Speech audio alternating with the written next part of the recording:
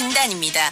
어린이와 청소년, 노인, 장애인과 여성 같은 사회적 약자의 안전에 앞장서는 한국생활안전연합에 의하면요. 어린이 사망 원인 1위인 안전사고에 대한 국민 인식도는 높은데 반해서 정부 예방정책에 대한 만족도는 낮았다고 합니다. 그래서 안전약자인 어린이들을 보호하기 위해 어머니들이 직접 나섰다고 하는데요. 김경배 교통전문위원과 이야기 나눠볼게요. 김 위원님 안녕하세요. 네, 안녕하십니까. 네, 안전사고에 대한 정부 예방정책 만족도 얼마나 낮게 나왔나요? 네, 2014년 안전사고 사망을 집계한 통계청 자료에 의하면 14세 이하 어린이 4명 중 1명, 그러니까 26.1%가 안전하지 못해서 희생됐다는 데 있습니다. 때문에 성인 10명 중 9명이 어린이 안전에 대한 국민인식을 높이 사고 있다고 하는데요. 네. 그런데 정부의 어린이 안전사고 예방 정책에 답한 2,672명의 안전 만족도는 56.5점으로 낙제 수준에 있다는 겁니다. 예. 게다가 주변의 환경 안전 점수 또한 65.6점으로 위험한 수준에 있다는 얘기가 되겠습니다. 네, 이런 사고들이 자주 발생하는 것 보면 예방 대책도 그렇지만 안전 교육과 관련 시설도 부족한 것 같아요. 그렇죠. 이런 현실은 결국 매년 어린이 10명 중 3명 정도를 안전사고에 노출시키는 상황이 되고 있으니까요. 더욱이 평균 2.1회나 되는 안전사고에서는 다양한 사고 경험과 순위는 연령에 따라서 정해진다는 것도 알 수 있게 됩니다. 네. 유아기 낙상 사고가 성장하면서부터는 교통사고로 이어진다는 얘기가 되는데요. 6세까지는 추락과 화상이 제일 많은데 7세 이상부터는 아동교통사고가 응급실 방문의 주요 원인이 되는 것으로 조사가 됐기 때문입니다. 네. 18세 이하의 응급실 방문과 사망자 비율은 중고등학생에서 영유아, 초등학생 순으로 나타났고 남아가 평균 2.3배 높을 뿐 아니라 16세에서 18세 사이는 여자보다 무려 남아가 5.4배 정도 높은 상황이 있다고 합니다. 네. 그래서 이런 현실을 조금이라도 좀 개선시켜보고자 어머니들이 직접 나섰다고요? 네, 그렇습니다. 어린이 안전 리더 발대식을 갖고 어린이 생활 안전 보호를 위해 팔을 걷어붙이게 됐습니다.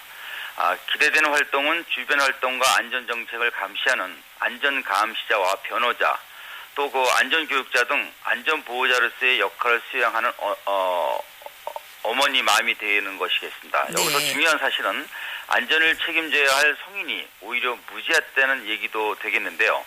성인 안전교육 이수 비율은 48.6%이고 아동은 85.1%에 달하는 현실이기 때문인데요. 네. 지난 1년 동안 성인 2명 중에 1명은 안전교육을 받지 않았고 이는 곧 성인으로서 어린이 안전 관련 의식만 갖고 있을 뿐 정작 안전을 교육하고 관리하기에는 역부족인 셈이 된다는 얘기가 되겠습니다. 네. 그래서 어린이 보호구역 내의 교통 안전과 통학차 안전 감시 같은 활동이 더 요구되고 있는 상황이라고 볼 수 있겠습니다. 네, 요즘은 어린이집이나 유치원에서도 안전교육을 굉장히 자주 실시하는 것 같더라고요. 네. 많은 전문가 토론회와 세미나도 중요하겠지만 무엇보다 중요한 것은 어린이의 통학길 안전, 현장에서 어떻게 실천하고 철저하게 이행을 하는가가 중요하겠죠.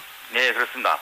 내가 운전을 하게 되면 보행자를 원망하고 반대로 내가 보행자가 될 경우는 배려 없는 상대 운전자를 탓하는 의식을 바꾸지 않는 한 참 혼란스러움은 계속될 수밖에 없다 이렇게 생각이 되는데요. 네.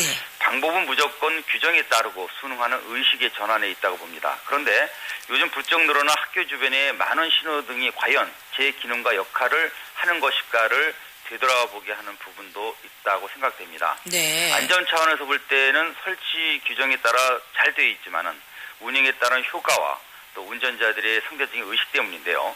통학 시간만 지나면 절명 등으로 바뀌더라도 네. 운전자가 이를 제대로 인식을 해서 제한 속도를 지킨다면은 정지 없는 보호구역 내의 속도 유지 효과로 이렇게 전환이 되게 됩니다. 하지만 속도를 지키지 않는다면은 스쿨존은 물론이고 신호등의 설치 이유까지도 유명무실하게 만드는 원인이 되겠습니다. 네, 정말 아이들이 잘 보이지 않는 통학 시간을 비켜간 시간에는 어린이 보호구역이 제 역할을 못하는 경우들 주변에서도 좀 종종 보게 되는 것 같아요. 네, 그렇죠. 앞으로는 안전맘이 잘못된 교통 관련 인식을 하나하나 바꿔나가는 데 앞장섰으면 좋겠네요.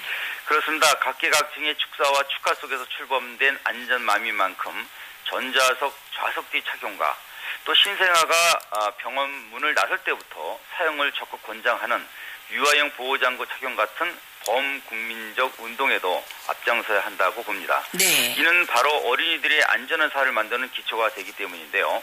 발대식 세미나에서 발표된 내용에서도 전체 사망순위 1위인 14세 이하 어린이 사망자 4명 중 1명 이상의 희생 원인을 교통사고와 익사, 추락, 화재 중독 등의 그런 안전사고 순위라고 밝히고 있기 때문에 이런 부분은 좀 많이 강조돼도 된다고 생각이 됩니다. 네. 교통사고 하면 보통 차를 타고 가다가 나는 사고를 떠올리기 마련인데 보행 네. 중에 당하는 사고도 적지 않잖아요. 네, 그렇습니다. 그런 걸 보면 갖가지 교통안전 대책들 제 역할을 못하는 부분도 꽤 있는 것 같아요. 네, 그런 상황이라고도 볼 수 있는데요. 더 심각하다고 볼 수 있는 것은 더욱이 그 16세에서부터 18세의 교통사고 희생이 50%로 늘어난다는 얘기고요. 이를 정리하게 된다면 유아나 어린이보다 활동량도 많고 자전거나 보드 등을 타는 것도 사망 비율을 높이는 원인이 된다고 보는 셈인데요. 네. 보행자의 교통사고와 자전거 손상 피해 또한 7세에서 9세가 가장 많은 현실이고요. 뿐만 아니라 13세에서 15세부터는 계속 증가가 되면서 16세에서 18세에서는 더 늘어나는 통계가 이를 뒷받침해주고 있는 상황입니다. 네. 하지만 전자석 좌석기 착용이 큰 사고를 방지한 사고도 있습니다. 지난 7일 초등학교 30여 명을 태우고 수련회에 가던 충북보은 관광버스 사고인데요. 여기서 안전벨트 착용이 큰 효과를 나타냈습니다. 네.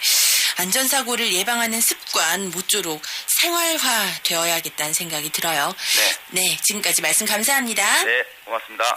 교통 이슈 진단 김경배 교통전문의원과 함께했습니다.